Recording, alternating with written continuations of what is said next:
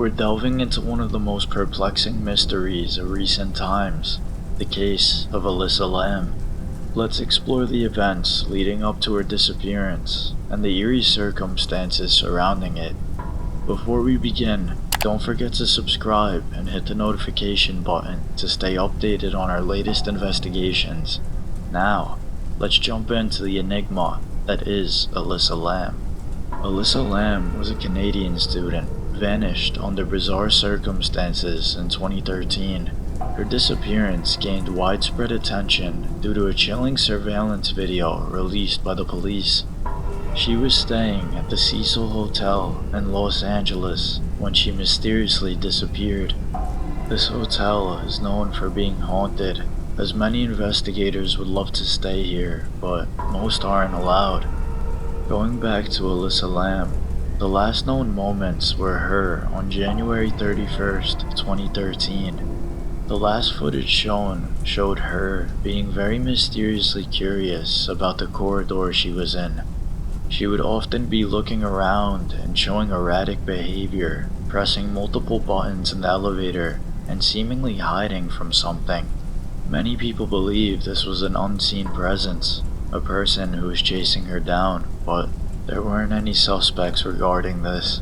This footage raises more questions than answers to everybody who watches it, and it has fueled numerous theories about what might have happened to her. After she was reported missing, the LAPD launched a thorough investigation. They searched the hotel, interviewed staff and guests, and they also combed through hours of surveillance camera footage, not finding anything originally.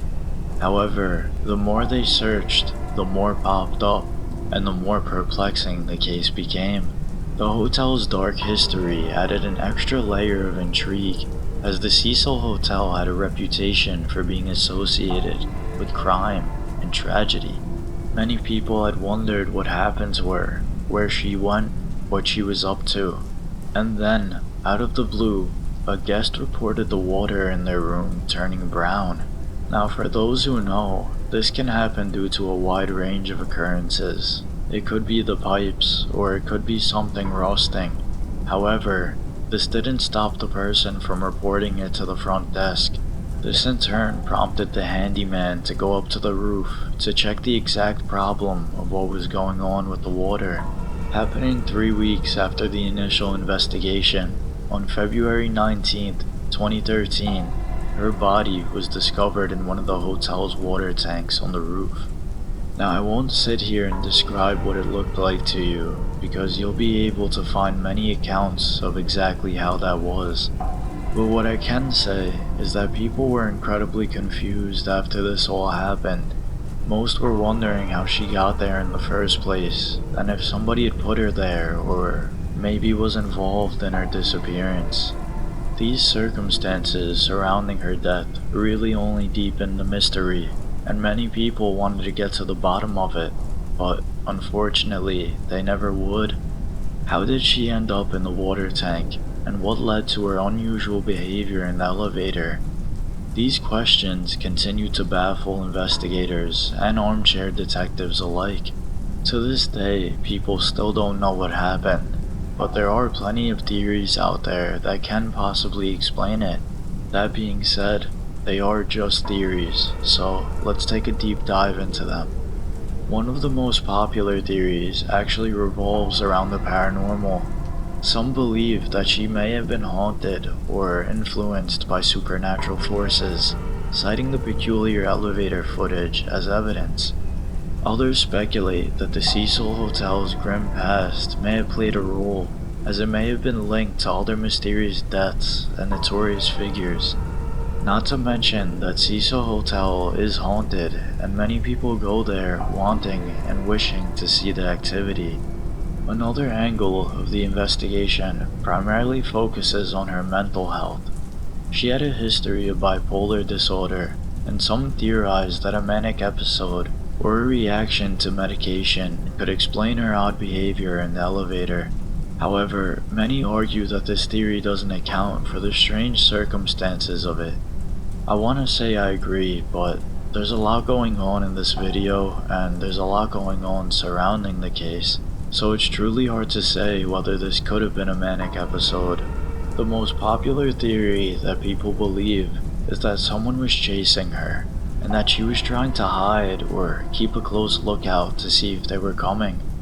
Many people believe this as she goes outside of the elevator every now and then and also peeks around corners to check for whoever's around. Most people are so into the video that they claim that there's really no other reason that she could be acting this way, and that the only premise, the only way that she could have ended up there was from the help of another person doing so. If you think about it, this place has over 10 stories, and her being in there alone and getting to the rooftop without anyone noticing is quite peculiar. But regardless, this is just another theory amongst the list of theories that have gone on for this case. Whoever you ask, and whoever knows about this case, has a list of different things going through their head on what could have happened. To truly understand the gravity of this case, we have to delve a little bit deeper into the dark history of the Cecil Hotel. Over the years, this establishment earned a reputation as a hotbed of criminal activity and tragedy. Notably, it was the temporary residence for one of the most infamous criminals of the 20th century, Richard Ramirez, also known as the Night Stalker. Ramirez, a notorious serial killer, stayed at the Cecil Hotel during his crime spree in the mid-1980s. Some theorists suggest that the residual energy from the heinous acts committed by Ramirez might have lingered. This created an environment steeped in malevolence, one that Elisa was very involved in.